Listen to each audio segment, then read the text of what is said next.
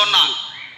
ஊருக்கு நல்லது செய்ய வேண்டும் என்றால் மிகப்பெரிய பலவானாக இருக்க வேண்டியது இல்லை என்று இவங்களும், மிகப்பெரிய மன தைரியசாலியாக இருக்க வேண்டியது இல்லை, எங்கள்கிட்ட இருக்கிற வீரமும் உடல் வலிமையும் போதும் என்று இவங்களும் சொல்லியிருக்காங்க.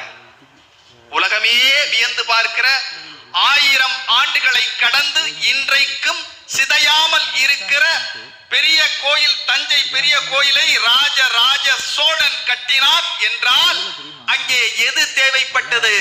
216 அடி உயரம் விமானத்தை கட்டி இன்றைக்கும் நெஞ்சு நிமிர்த்து நிற்கிற ஒரு தமிழனை போல நின்று கொண்டிருக்கிற அந்த தஞ்சை பெரிய கோயில் கட்டுவதற்கு எது தேவைப்பட்டதுன்னு இவங்க கேட்கிறாங்க.